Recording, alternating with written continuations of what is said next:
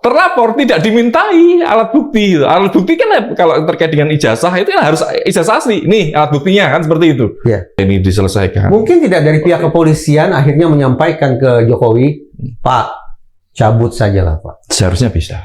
Polisi bisa saran. mengatakan bisa memberikan saran seperti itu. Bukan kurang ajar itu mengatakan itu.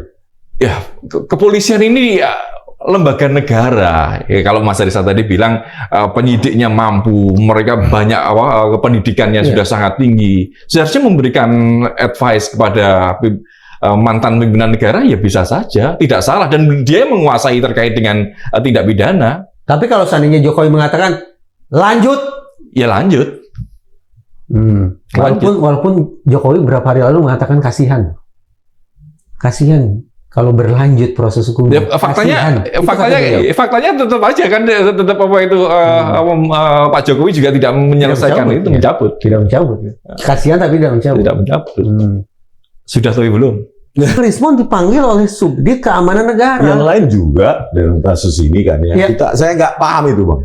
Keamanan negara kaitannya dengan apa? Cuma ya memang ini tidak saya prediksi, saya menganalisa apapun di kanal YouTube saya, bukan menyasar Pak Jokowi saja, keluarganya saja, enggak kan, semua kasus-kasus korupsi juga saya bahas, saya artikulasi ulang, saya resounding gitu. Jadi nggak ada memang, nah kebetulan saja pas kasus ini menggelinding sedemikian besar gitu loh, jadi nggak ada harus Pak Jokowi yang kita sasar ini, ayo gitu kan. Banyak kasus, Vina Cirebon, KM50. Saya sebentar Bang. Saya ingat Bang Rismon ini membocorkan rahasia negara gitu loh. Ini mungkin itu lebih tepatnya. Tetapi yang getting worse saat ini adalah bagaimana Dirtipidum ketika membacakan itu tidak menjawab pertanyaan publik sesungguhnya. Yang diinginkan adalah authenticity test, uji keaslian terhadap dokumen, ijazah, skripsi, dan dokumen akademik yang lain di UGM. Tetapi yang dilakukan adalah uji keidentikan. Itu kan uji keidentikan tidak menjawab sama sekali. Isu awalnya itu adalah keaslian, authenticity, keautentikan.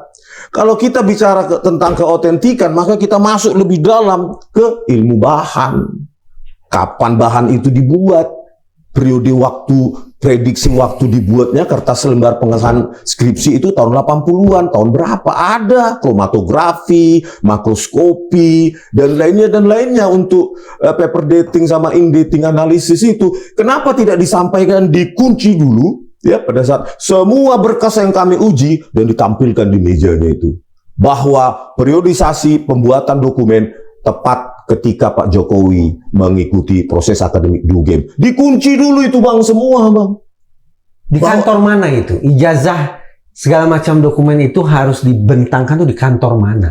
Pada saat konvers lah, seperti biasanya mereka konvers tentang tindak pidana atau apapun. Yang kan ini kita berbicara tentang laboratorium forensik. Busuk hatinya saya mengatakan begini nih, kalaupun adalah ijazah dibentangkan saat konferensi pers, yang namanya Rismon Sianipar pasti akan mempersoalkan lagi. Siapa bisa jamin itu ijazah yang diletakkan di atas meja itu asli? Jangan-jangan ijazah cetakan Jalan Pramuka.